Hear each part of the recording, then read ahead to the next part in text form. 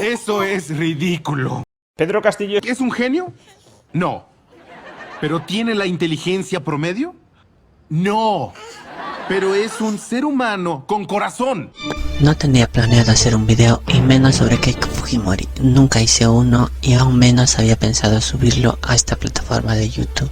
Así que seguramente será una mierda de este calibre. No sé cómo funciona el famoso algoritmo, tampoco sé cómo funciona el copyright, que parece el coco de los youtubers. No sé nada de esas cosas. Pero ¿saben qué? Me vale un carajo. Solo sentía la necesidad de hacer un video y explicar qué pasó en Perú. La polarización ha llegado a niveles insospechados, tanto así que hasta parece que el mundo se ha dividido en dos facciones, unos a favor de Castillo y otros a favor de Keiko. Keiko como la candidata de derecha, democrática, pro mercado y derechos humanos. Pedro Castillo como el candidato de la izquierda cubana, chavista, marxista, estatista, empobrecedora. ¿Es verdad esto que se dice? ¿Hasta qué punto son ciertas estas afirmaciones y no meras propagandas creadas por los medios? Para efectos prácticos del video, digamos que voté por el lápiz. ¿Significa esto que soy un rojo comunista represor y tiene sueños húmedos con la figura del Che Guevara? ¿O que cree que el himno de Rusia es lo máximo?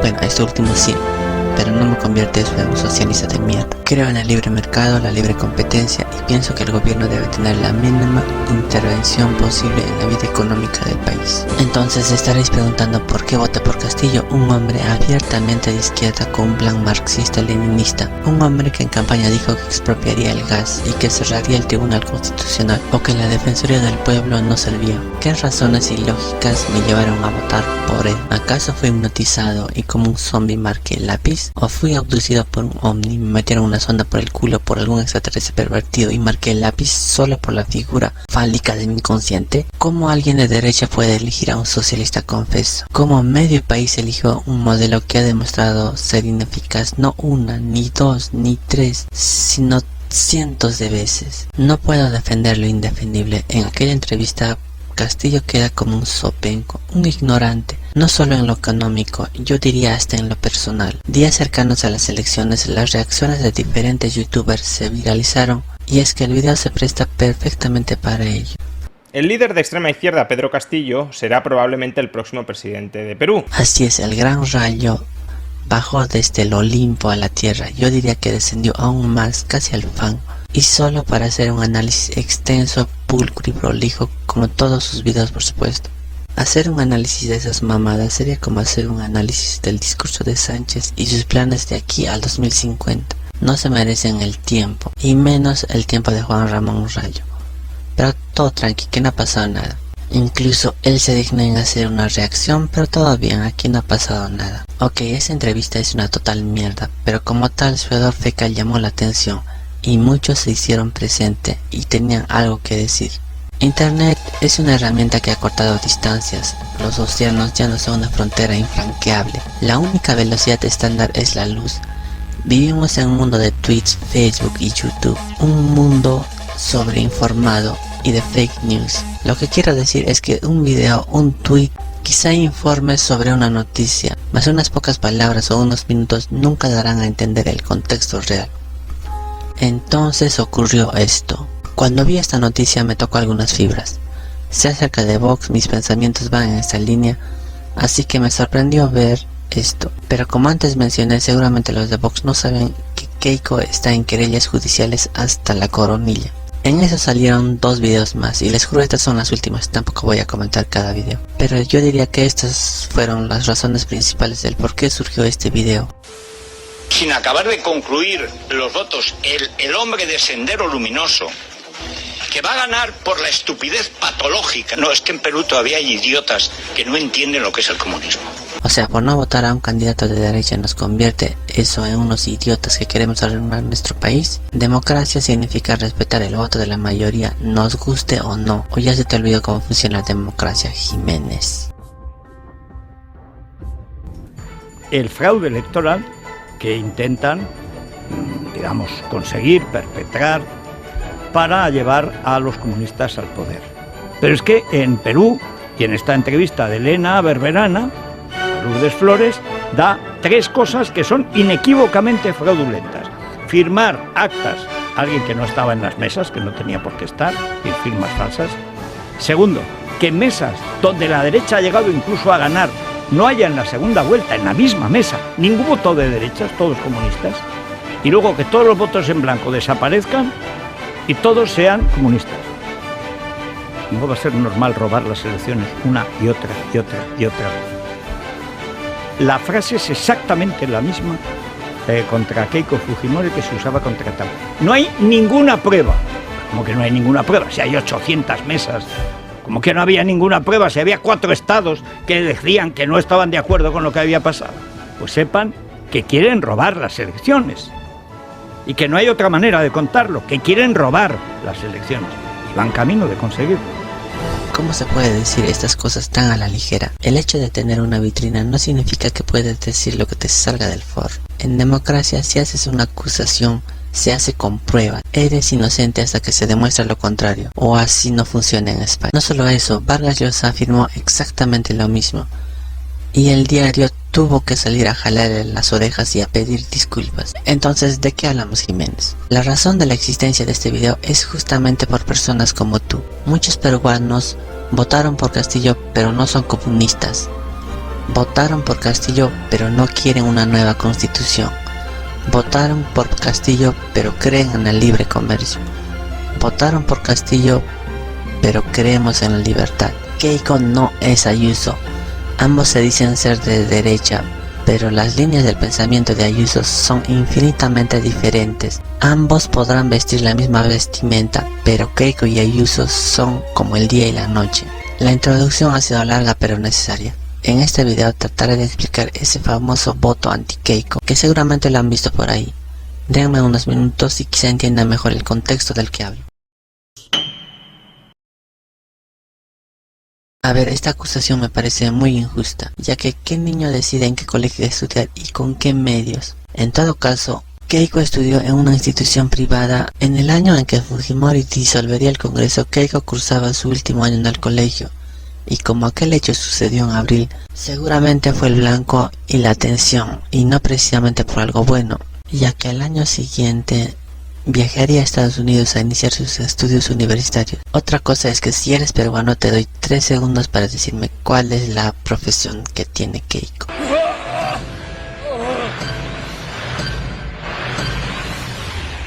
Si lo sabes quiere decir que eres de los pocos, ya que muchos no saben cuál es. Pero bueno, Keiko estudió en la Universidad del Estado de Nueva York, en Stony Brook, y para concluir su licenciatura con el título de Administración de Empresas fue en la Universidad de Boston. Entonces preguntaréis, ¿y qué carajos tiene que ver esto que me cuentas? ¿Qué tiene que ver con el voto anti-Keiko? Bien, aquí les suelto el dato.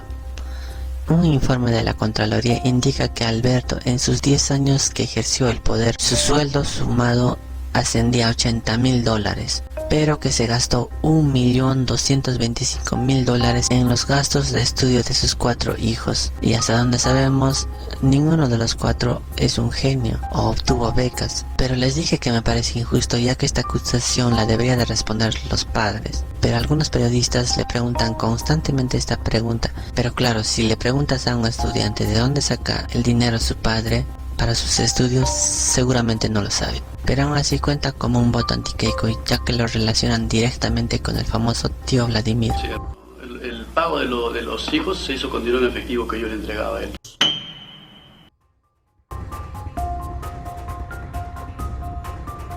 El título ya nos dice que esto va en serio. Y si bien la anterior la consideró una rémora, a esta la llamaré una cruz. Y esta sí está plenamente justificada. En mi opinión, este fue el punto de inflexión donde inició la vida política de Keiko, donde fue seducida, tentada por las mieles del poder. Corría el año de 1994 y aparecieron habladurías extrañas, que nadie había visto a Susana, que era mantenida de rehén en el Palacio de Gobierno, un dicho por aquí, uno por allá. Debo aclarar que para este momento la prensa libre ya no era tan libre, y también entiéndase que los únicos medios eran la radio, la televisión y el periódico. Entonces un día apareció en la televisión una Susana ingresando a un hospital en muy mal estado. Las imágenes hablan por sí solas. Posterior a ello surgieron varias versiones: que había sido torturada en la sede del CIM, que el mismísimo Fujimori lo había electrocutado.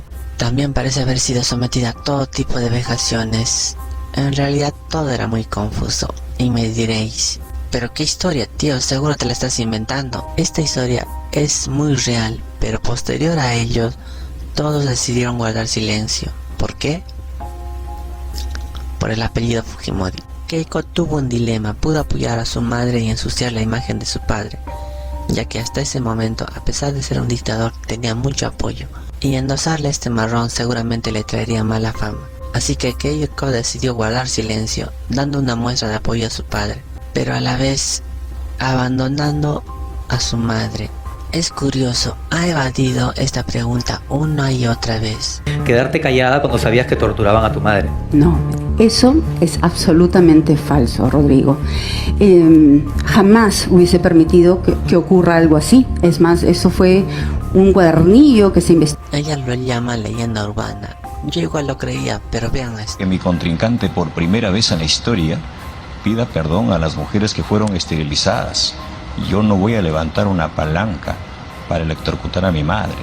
Castillo acusa a Keiko falsamente, o bueno, no sabemos. Y si yo estuviera en los zapatos de Keiko, ¿saben qué hubiese hecho?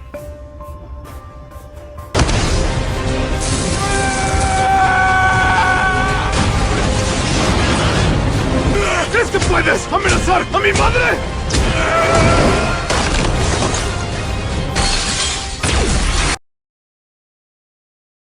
Como mujer y como madre, voy a siempre rechazar cualquier posibilidad de esterilización forzada. Esto se está investigando y será el Poder Judicial quien finalmente determine si hubiese alguna responsabilidad individual. Dicen que el que calla otorga. Así es, Alberto Fujimori tuvo una política de esterilizaciones forzadas, muchos de los cuales terminaron en la muerte de muchas mujeres, y todo ello mientras Keiko era primera dama y pintaba de rosa el palacio. Esta cuestión de las esterilizaciones forzadas ha sido otra piedra en su zapato, y sumado a la cruz del abandono de su madre, en un país en el cual se le da mucha importancia a la familia, y a pesar de responder a estos molestos periodistas sobre este tema tan delicado, sus respuestas nunca han convencido a nadie, y en el que colectivo común la idea de una Keiko que es capaz de abandonar a su madre y voltear la cabeza mientras muchas mujeres eran víctimas de las esterilizaciones forzadas ha calado mucho, y esto se lo han recordado siempre. Imaginen que todo esto sucedía a sus 19 años. Así es, mientras tú te preocupabas de la universidad, los exámenes, del Dota, del Fortnite, del maquillaje, del peso, del chico o la chica que te guste, Keiko estaba metida en un entramado político con tintes de novela negra, policíaca y hasta de terror.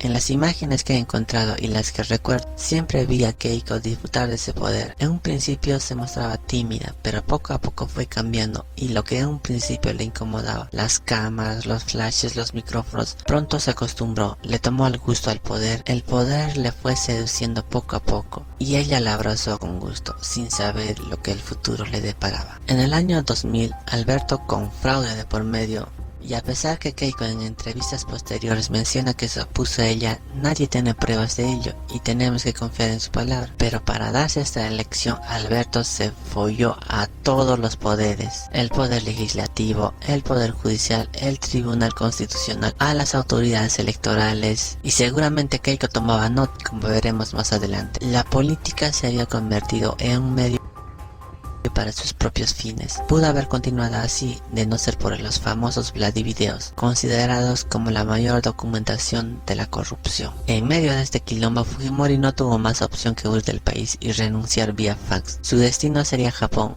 desde donde el cual Perú nunca podría extraditarlo, nunca jamás. Entonces se armó un follón en tierras peruanas, y Keiko, al ser hija mayor y primera dama, tuvo que dar la cara. Fue una cacería de brujas, y ella tuvo que comerse el marrón. Los flashes, las cámaras y los micrófonos, antaño dulces, ahora solo servían para acosarla. Es así que decide seguir los pasos de su padre, salir del país. Se fue a los Estados Unidos a continuar sus estudios de administración de empresas, y seguramente allí encontró un poco de paz, ya que encontraría a su amor. Haré un alto. Hasta septiembre de 2000, Keiko había vivido en un mundo de fantasías. un cuento de hadas. Pienso que hasta ese momento aún no se había decidido ser política. Le gustaban las cámaras, la atención, los medios y seguramente disfrutaba el rótulo de primera dama. Pero había volado alto y después de Fujimori, los halagos, las risas ya eran del recuerdo. Keiko, al ser la hija mayor de Fujimori, decidió enfrentar esta situación dando la cara. Ahora era acosada prácticamente por los periodistas. Así que su viaje a Estados Unidos sí estaba justificado. Allí encontraría el amor, pero todo esto pasó a un segundo plano, ya que Alberto Fujimori había decidido volver vía mediante Chile. Fue una buena jugada por parte del chino, pero le salió mal el cálculo, ya que el sistema judicial de Chile era más autónomo, no como en su época, claro. La extradición se dio prácticamente a 2 años de su llegada. Fujimori seguramente tenía la imagen de un Perú que le esperaría con los brazos abiertos. En vez de eso, solo fue recibido por unas esposas. Llegado a este momento, y más que una decisión propia, me parece que Keiko fue orillada y forzada a hacer una política. Como lo dije antes, si bien Keiko se movía como pez en el agua, disfrutaba de los flashes, las cámaras y estaba a gusto con la atención, es aquí donde aquellos sueños de Cenicienta morirían. Ver cómo se enseñaban con su padre seguramente decidió su futuro, la de ser una política a tiempo completo. No, God! No, God, please, no! No! No! No! Y así su vida política inició. Fue electa congresista en el año 2006, por lejos la congresista más votada. Pero en los 5 años que estuvo como congresista no hizo mucho que digamos. Se faltó unos 500 días, imagínense. No solo eso, sino que se fue a los Estados Unidos por 3 meses a concluir su carrera. También debo decir que tuvo a sus 2 hijas. En conclusión, su trabajo como legisladora fue muy pobre. Alberto Fujimori había aceptado los cargos a manera de apurar la condena. De manera legal no había nada que hacer. Judicialmente Fujimori estaba condenado a muerte. La única vía era buscar la gracia presidencial. Keiko, ya adulta y mucho más consciente de la política, salió en busca de firmas. Y así creó Fuerza 2011, con la intención obvia de ser la única líder, de no ser opacada por ninguna figura política fujimorista. Había llegado el momento de abandonar el nido y buscar aliados propios, y olvidar las viejas glorias fujimoristas.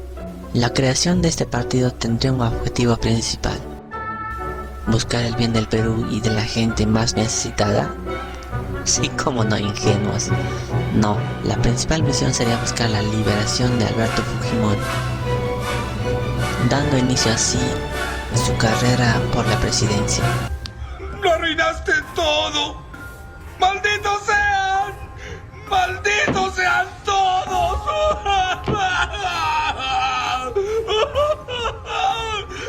Y su primer oponente sería un hombre que tiene los pantalones bien puestos, un hombre que le hizo frente a Vladimiro Montesinos, un hombre llamado Ollanta Humala, alias Cosito. Dicen que la historia da vueltas. Desde ese entonces no ha cambiado nada, ya que exactamente como hoy, Humala era el comunista chavista, aquel que traería la ruina al Perú. El mismo argumento hoy usado contra Castillo, exactamente igual. Keiko como la candidata de la derecha democrática, la salvadora del Perú del comunismo, exactamente una calca de lo que pasó hace 10 años. Pero aún era novata, y esto se vio en los debates. ¿Cómo creerle cuando usted proclama la lucha contra la corrupción y contra el narcotráfico? Aún tenía la carga y la sombra de Alberto Fujimori y su dictadura. Keiko nunca supo deslindar de ella. Tenía los votos, pero era a causa de su padre, un condenado de lesa humanidad, mientras Ollanta recibía el apoyo de... El triunfo de Ollanta sería indiscutible. También debo decir que para entonces, si había un enemigo con quien cebarse, era Alan García. Así que Keiko se tomó bien las elecciones. Pero entendió algo: el legado de su padre estaba vivo, y había un voto fujimorista. No voy a ser mezquino, Fujimori había llegado a todos los rincones del Perú. Sus obras sociales aún eran recordadas. El voto fujimorista es un voto de gratitud. Consciente que a la gente no le importa bajo qué régimen vive siempre y cuando se la tenga contenta, y emulando a su padre haría una campaña diferente para las próximas elecciones. Es así que llamaré al siguiente voto anti-Keiko como...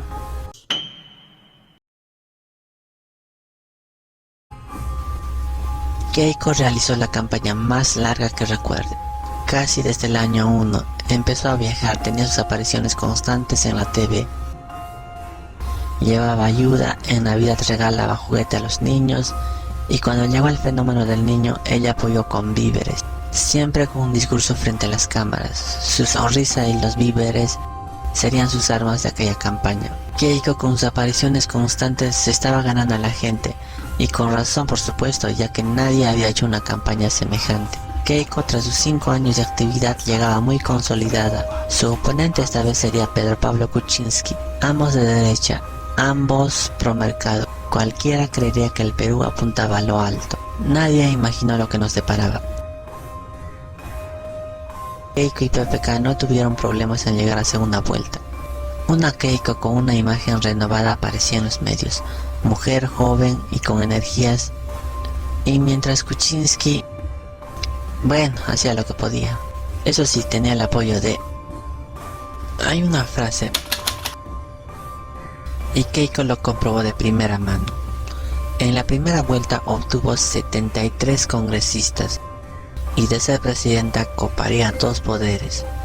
10 años después, la sombra de la dictadura volvía a aparecer. Pero mientras Kuczynski, ¿qué hacía? A diferencia de las elecciones anteriores, estas no estaban tan polarizadas. Al no haber un candidato de izquierda, no había un comunismo ni ningún miedo que exacerbar. Y así cada uno trataba su manera de conectar con la población. Y también debo señalar que los grandes empresarios, bueno, los dejaron desangrarse unos a otros. Es así que el 16 de mayo, a falta de 3 semanas, Fuerza 2011 y todo el Perú tuvo una sacudida. En un programa de TV salió un informe acerca de la DEA, la mayor agencia antinarcótica del mundo, en el cual se decía que venía investigando a un allegado de Fuerza 2011, y no uno cualquiera, sino ni más ni menos al secretario general del partido. Me dio 15 millones de dólares en la campaña anterior para lavarlos, para la campaña. La china Keiko Fujimori te dio 15 millones de dólares para que los laves. Sí, me dijo. La imagen de Keiko quedó muy manchada, ya que su padre fue acusada de quemar harina en vez de droga. ¿Y qué hacía con la droga real? Bueno, era transportada en el mismísimo avión presidencial, y esto está probado. Y para más INRI, en un almacén de Kenji Fujimori se encontraría 100 kilos de cocaína, y esto también está comprobado. La familia Fujimori está relacionada con el dinero sucio, en especial con las drogas. Mientras tanto, Kuczynski, ¿qué hacía?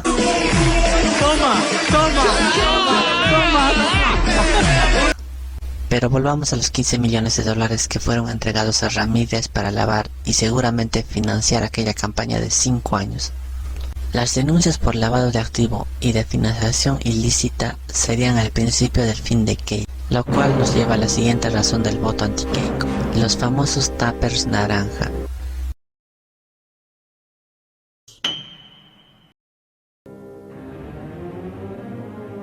Pero esto no es más que un eufemismo para la compra de votos. Con todos esos millones, Keiko sistematizó la compra de votos. Estos tuppers eran utilizados de 3 maneras distintas.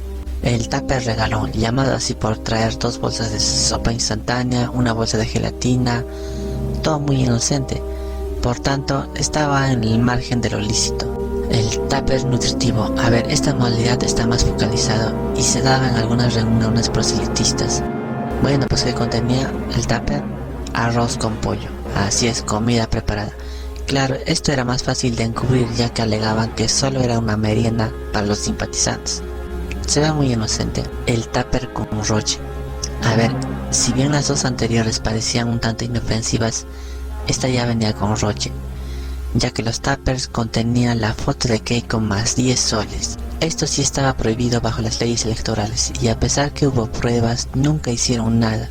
Mientras tanto, ¿qué hacía Kuczynski? Toma, toma, toma, toma. Una Bueno, hacía lo que podía. Y así, llegado el día de elecciones, hay algo que mencionar, ya que ese día Kenji no fue a votar. Y lo peor es que salió a gritar a los 4 vientos. La única conclusión posible era alguna pelea familiar entre los hermanos. El conteo a boca de unos no le favorecía, y durante la noche y los primeros resultados oficiales de la OMP no harían más que corroborar que Keiko perdía las elecciones por un margen muy ínfimo. Pero Keiko no tuvo mejor idea que felicitarlo con sus 73 congresistas detrás suyo. ¿Quién da la hora en buena así? Lo cual nos lleva a la siguiente causa del voto anti-Keiko. El corto periodo del gobierno de Kuczynski iniciaría de manera normal.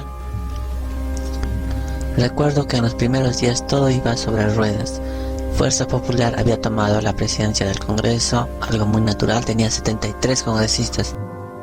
Los primeros meses transcurrieron en una tensa calma. ¿Por qué? El indulto a Fujimori. Keiko no había ganado las elecciones, pero tenía las fichas para canjear la liberación de Alberto Fujimori. Ambos lo sabían y cada quien jugaba como podía. A ver, Kuczynski seguramente será un buen economista, pero en lo político resultó ser torpe, demasiado torpe. Kuczynski de vez en cuando sacaba el palo y se ponía en plan golpear el avispero de Keiko como piñata. Kuczynski no medía palabras y sacaba a flote el indulto sin que nadie lo pidiera. Era como echar sal a la herida. Keiko, después de mantenerse callada y de haber soportado todas aquellas bullas gratuitas, no estaba dispuesta a soportar más. Kuczynski sin querer había despertado la furia de Keiko. Y esto nos lleva a... Esta venganza, porque no hay otra forma de llamarlo, marcaría el inicio del descenso de Keiko Fujimori. La imagen de berrinchuda y obstruccionista empezaría aquí, ya que de todos los ministerios, el Ministerio de Educación contaba con una aprobación muy alta. Era un buen ministro, tanto así que había durado 2 presidentes y 2 modelos diferentes, la izquierda de Humala y la derecha de PPK. Y créanme, cuando les digo que era el ministro de estrella, no es hablar por hablar. Perú había subido en las pruebas PISA, tanto en lectura y lógico matemático. En resumidas cuentas, Saavedra había hecho un impecable trabajo. Se había ganado sus estrellas a pulso. Y si quieres saber qué fue de su vida, mientras Perú volvió a sus antiguos estándares PISA. En fin, como veis, todo se fue al carajo gracias a la venganza y al berrinche de Keiko Fujimori. El Perú no te merecía. Solo tuvieron que buscar un pretexto y no les fue difícil encontrar. Hallaron unas compras mal ejecutadas sobre unas computadoras. Y claro, inmediatamente culparon al ministro Saavedra por no ser omnipotente ni omnipresente. Y a pesar que Saavedra mandó toda contra la orilla como es debido, para los fujimoristas esto no era suficiente. Ellos querían una sola cosa, la cabeza de Saavedra, llevando así a la censura del ministro. La sesión iniciaría tal y como se había esperado. Por un lado, la bancada fujimorista quería su cabeza sí o sí, por mucho que Becerril diga estas palabras. La interpelación tiene 2 posibilidades. Si el ministro satisface las preguntas, seguirá en el cargo. Y si no, será censurado. La suerte estaba echada desde un principio y todos lo sabíamos. Y fue lo que pasó. Tras una sesión larga, tediosa e innecesaria, llegaron a la votación. Los 77 de Keiko votaron a favor. Saavedra había sido censurada. La bancada fujimorista se mostraba firme e implacable. Kuczynski había aprobado una dentellada de Keiko, pero no sería la última. Debo decir que esta censura ha pesado mucho. Incluso hoy en día, Keiko ha pedido disculpas sobre aquel hecho. Y creo que nos equivocamos también con el exministro Saavedra. Y sí, tengo que pedir disculpas. Ya que a vista de todos se trató de una mera venganza.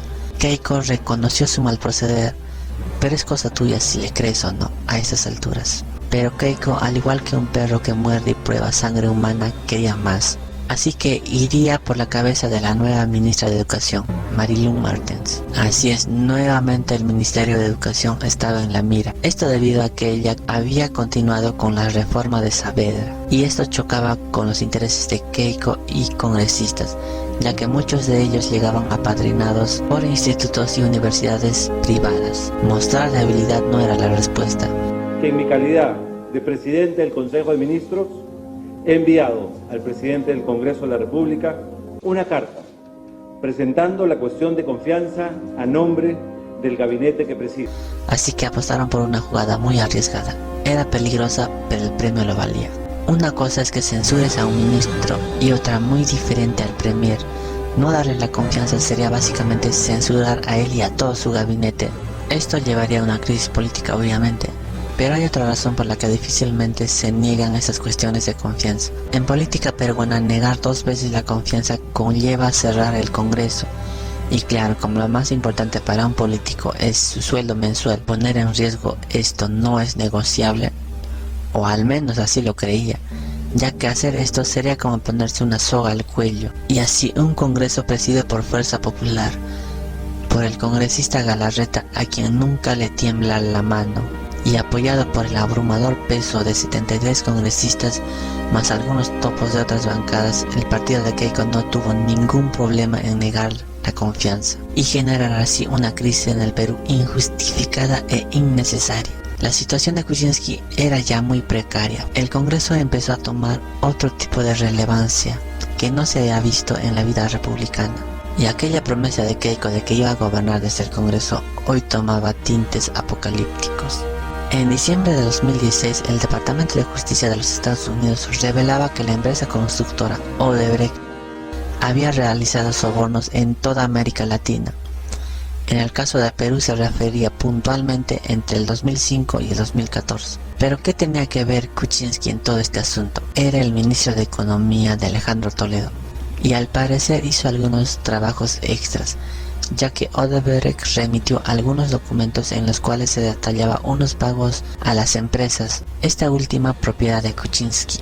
Kuczynski lo negó obviamente, pero ya habían encontrado el motivo perfecto. Y así, al 15 de diciembre se aprobó la moción para iniciar el proceso de declaratoria de vacancia por incapacidad moral. Le dieron un plazo de 1 semana para sustentar su defensa.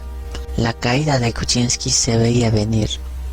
Para una vacancia el Congreso amerita 2/3 de los votos, es decir, un mínimo de 87 votos, y el partido de Keiko más sus satélites tenían los votos. Desde todo punto de vista, la caída de PPK era evidente, nadie podría salvarlo. El 21 de diciembre de 2017, el presidente Kuczynski acudió al Congreso acompañado de su abogado Alberto Borea. Lo primero que hizo Kuczynski en el hemiciclo fue negar todas las acusaciones, pero después de la censura de Saavedra y Zavala, imagino que era consciente que esto no tenía valor alguno dentro del Congreso. El sueño húmedo de Keiko por fin se iba a realizar. Después de su derrota había llegado el momento de la dulce venganza. La vacancia era más que inminente, y a las 11 de la noche, tras la votación, quedaba esta imagen. Los números no llegaban a 87. El bloque compacto fujimorista, que se había mostrado como un martillo naranja implacable, hoy mostraba una escisión, y así 10 congresistas se habían abstenido. La sorpresa fue mayúscula para todos. El artífice de aquella maniobra había sido el hermano menor de Keiko Fujimori. Y a todo esto, ¿qué dijo Keiko? Ha decidido trabajar al lado de PPK. Le deseo suerte. En el mediano y largo plazo eso no le va a servir. Y así iniciaría una pelea familiar brutal, pero eso ya vendrá más adelante. Y para aquellos que saben de política, o al menos hayan visto House of Cards, saben que en política nada es gratis. En política no hay buenas intenciones ni favores, solo hay trueques. La moneda de cambio por la cabeza de Kuczynski era ni más ni menos que Alberto Fujimori. Y así, por ironías de la vida, la noche del 24 de diciembre de 2017 pasó a convertirse en la noche mala para cientos, miles, millones de peruanos. Y por otro lado, los fujimoristas salían a decir: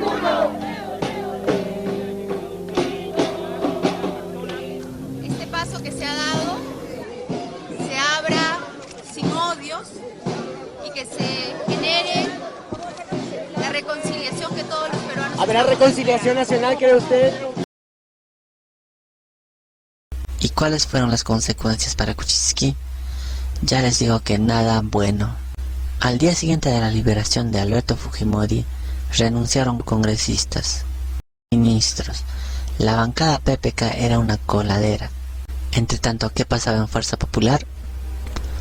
La bancada de Keiko estaba dividida entre fujimoristas y keikistas.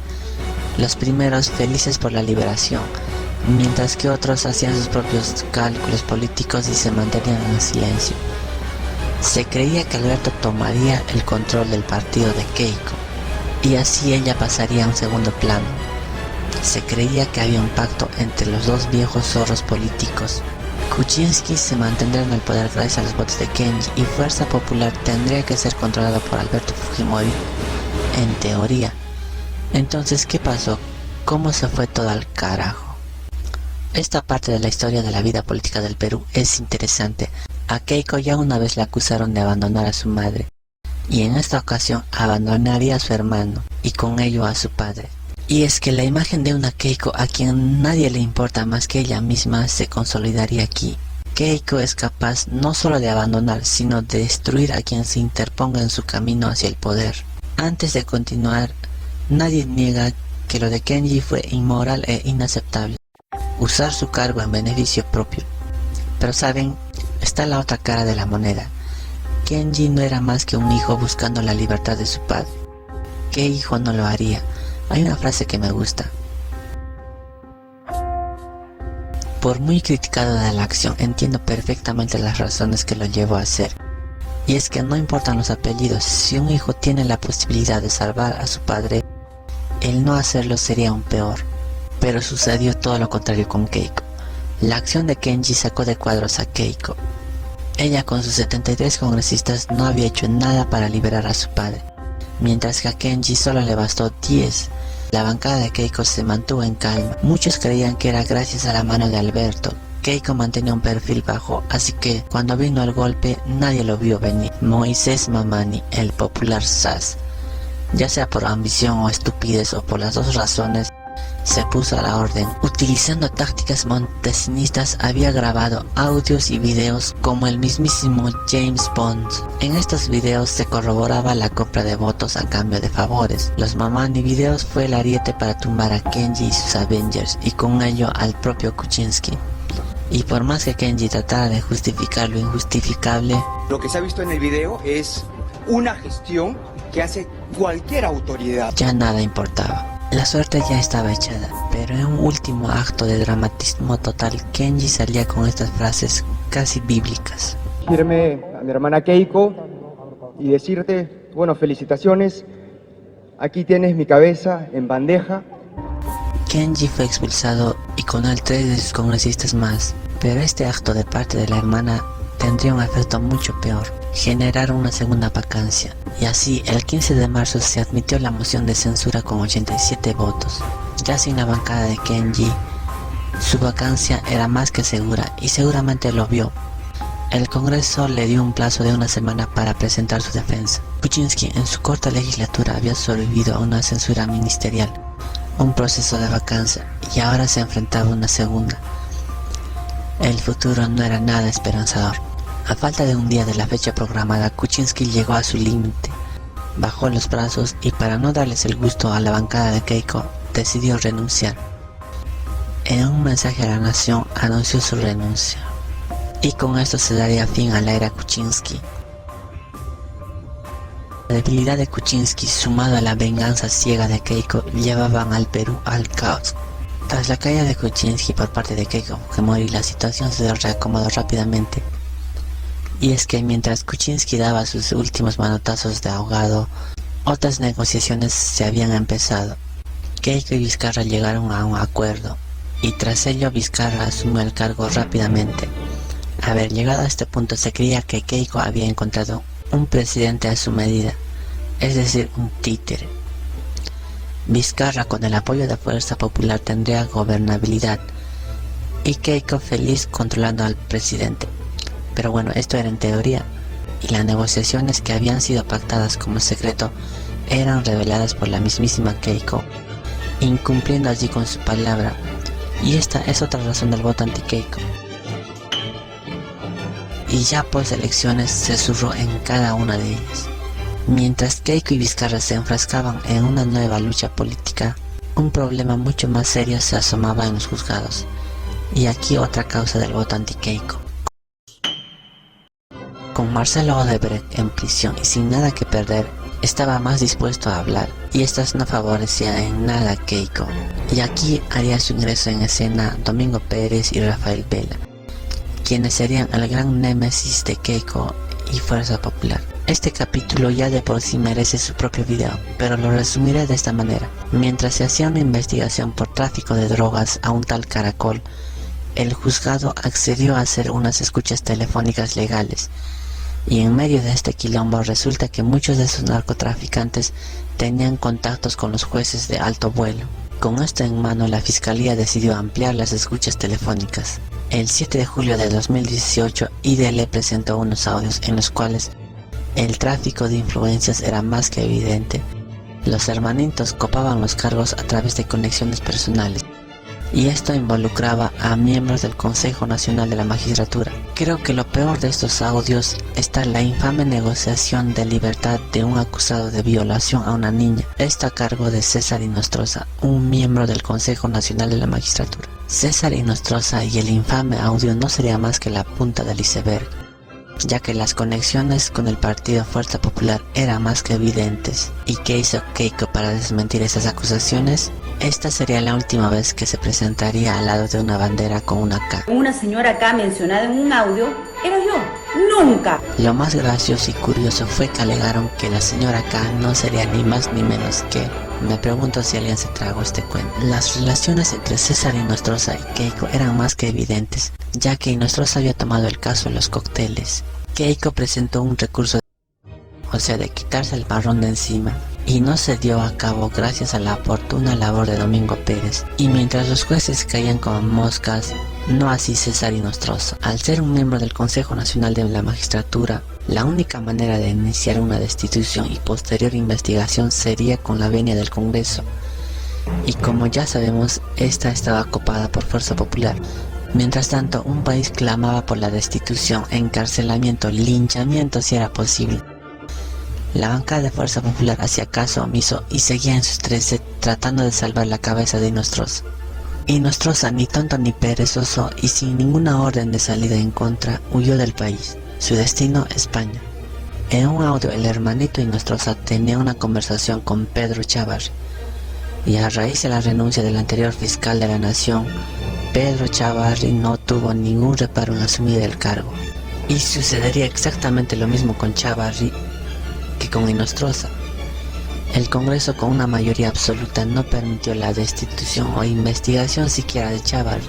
Y para que quede claro, vean esto.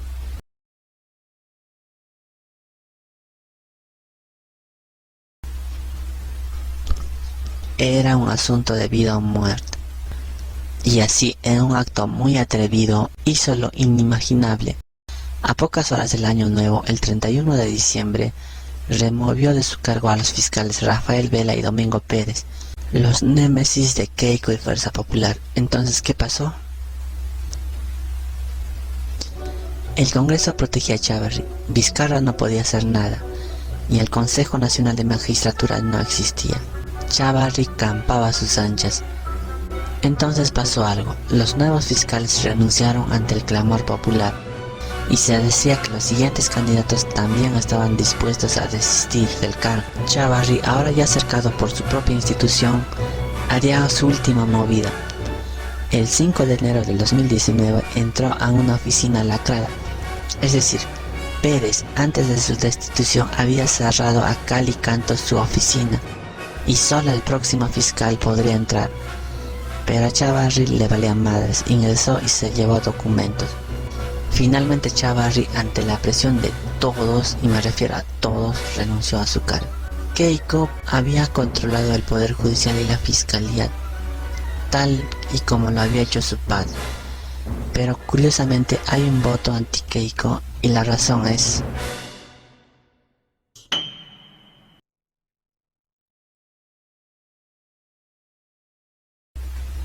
Desde el indulto y posterior vacancia de Kuczynski y tras las pruebas mostradas gracias a la misma Keiko, se habló mucho acerca de la ilegalidad del indulto. Pero todo aquello más parecía un tema para polemizar un domingo, ya que hasta entonces nadie recordaba que alguien haya revocado la gracia presidencial. Pero para gran sorpresa del Perú, se dio un hecho muy inusual el 3 de octubre de 2018. Hace pocas horas el Poder Judicial peruano anuló el indulto otorgado al dictador Alberto Fujimori y ordenó su captura inmediata. El Poder Judicial, en este caso la Corte Suprema del Perú, anuló la liberación del expresidente Alberto Fujimori. Horas después, Fujimori ingresaría a la clínica de Lima por una afección cardíaca. ¿Y cómo se tomó la familia Fujimori? Voy a seguir luchando por defender la libertad de mi padre. Siempre lo he dicho, estando dentro del Congreso o fuera del Congreso, que mi objetivo, mi meta, era lograr su libertad. Y por supuesto que no me voy a quedar de brazos cruzados. ¿Y Keiko qué hacía? Es extremadamente doloroso a nuestros enemigos políticos. Les digo, ya basta. Tiene que haber también un alto y un límite al cálculo político, al odio, al ensañamiento. Por favor.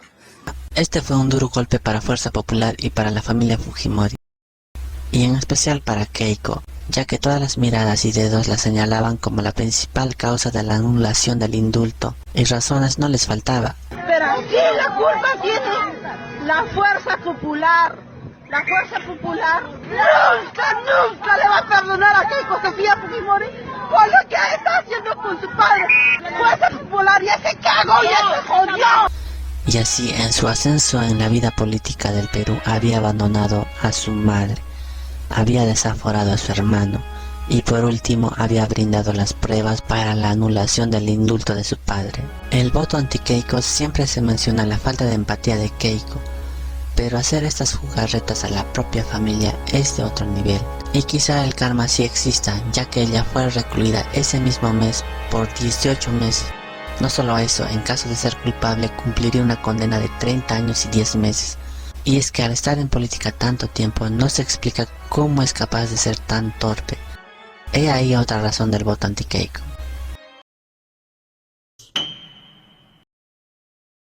Keiko tiene la capacidad o la incapacidad de juntarse con los peores personajes posibles de la política.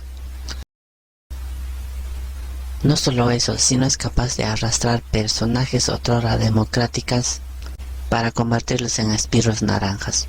Y sumado a los errores propios, todo ello convergen para tomar las peores decisiones posibles. Y aquí les traigo la cereza del pastel: el cierre del Congreso. Su bancada buscó la manera más rápida de sacar de esa prisión preventiva y la única que encontraron fue elegir miembros del Tribunal Constitucional. Esto es prerrogativa del Congreso, así que podían hacerlo. Los congresistas buscaron sus propios candidatos para luego ponerlos en votación. Mientras que Vizcarra pedía mayor transparencia y mejorar el sistema de elección de los candidatos, al Congreso le valía madres.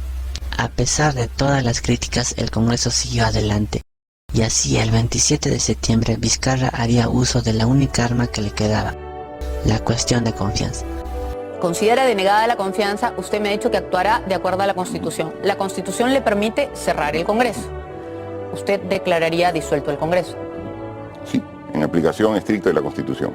O no vieron el programa o simplemente no le creyeron la amenaza, ya que el 30 de septiembre el Congreso anunció que continuaría con las elecciones. Contra todo pronóstico, el Congreso siguió en su postura y dio inicio a la sesión. Y así Salvador del Solar no tuvo más opción que ingresar al hemiciclo. Y por el cual, en nombre del Consejo de Ministros, hago cuestión de confianza en este mismo momento, para que el Parlamento decida si nos otorga la confianza y considera, por lo tanto, que hay que hacer uso de transparencia, o para que nos la niegue si considera que va a seguir adelante con ese procedimiento. Muchas gracias, señor presidente. ¿Y cuál fue la respuesta del Congreso? Gonzalo Ortiz Caballo Colacheo. ha sido elegido magistrado del Tribunal Constitucional. El Congreso se sentía fuerte, sino ¿cómo se explica esta declaración? Y yo le digo al presidente Vizcarra, ¿por qué se demora tanto? Ya votamos, pues ya. ¿Por qué demora tanto? ¿Que le tiemblan las piernas? Ya votamos. Ahora que lo cierre, pues. Más tarde, en otra sesión parlamentaria se debatiría la cuestión de confianza presentada por Salvador. Aunque claro, ya la habían ignorado, ya tenían un nuevo miembro, así que aquel debate estaba de más.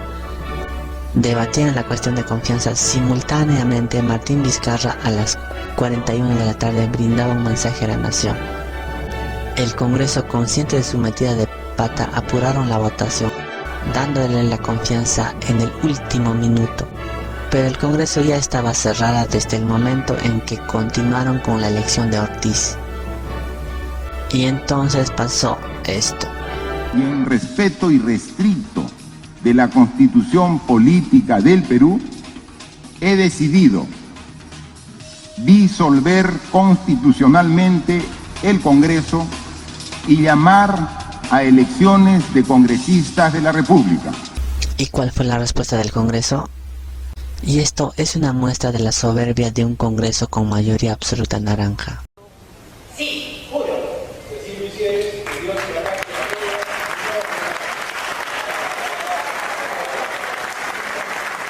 9:15 de la noche ¿Y cómo respondió Vizcarra? Mostrando una foto con las Fuerzas Armadas y la policía respaldándolo. Y así se sellaba el cierre del Congreso el 30 de septiembre.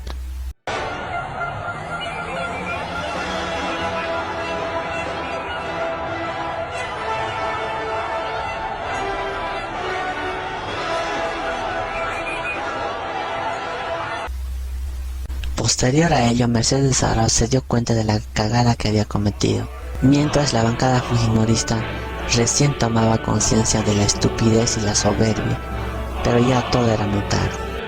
Vizcarra llamaría a las elecciones congresales y así se cerraba este capítulo.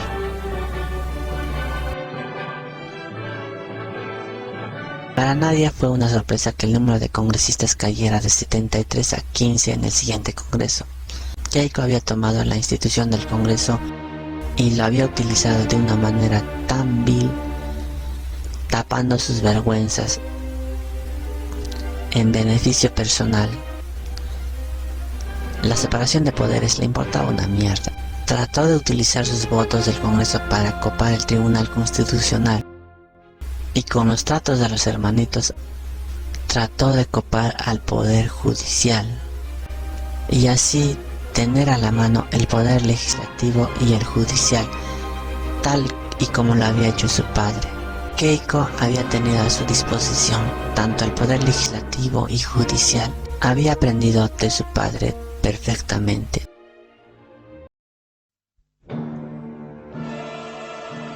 Estas elecciones han sido atípicas. Contra todo pronóstico pasaron los dos candidatos peores. Porque coño, no puedo imaginar peor escenario.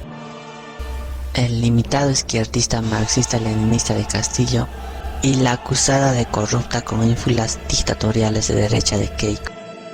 Lo raro es que ni con todo el apoyo de los grandes grupos económicos del Perú, ni con todos esos minutos que le brindaron prácticamente el 100% de los medios de comunicación, ni con toda la experiencia de haber estado en dos elecciones anteriores, con todo eso no haya podido ganar. La OEA, la Unión Europea, Estados Unidos, todos ellos mencionan que en Perú hubo elecciones limpias. Nos gustará más o menos, pero las elecciones fueron limpias. Y como mencioné antes, todas aquellas promesas de respetar los votos quedaron en palabras vacías. Keiko buscó la manera de eliminar 800 actos, en pocas palabras, eliminar votos que no le favorecían. Y cuando falló esto, pidió las actas electorales, cuando es sabido que el voto es secreto. ¿Saben quién hizo exactamente este mismo pedido? Hugo Chávez. Se encargó de difamar a peruanos solo por el hecho que su firma no se parecía al DNI. Pero ¿qué creen? Esas personas salieron, le dijeron a la cara que el día de las elecciones ellos cumplieron con su deber cívico y que aquellas firmas, por mucho que no se parecían a su DNI, eran firmas suyas. Vuelvo a recalcar que Keiko no ha presentado una sola prueba del fraude que gritó a los cuatro vientos. Ni una sola. Ni tampoco las personas que la apoyaron. No sé qué pasará con el Perú en estos 5 años que vienen. No tengo la menor idea. Pero de algo estoy convencido. Y aún más después de esas elecciones. Keiko no es demócrata. Y no le ganará a nadie.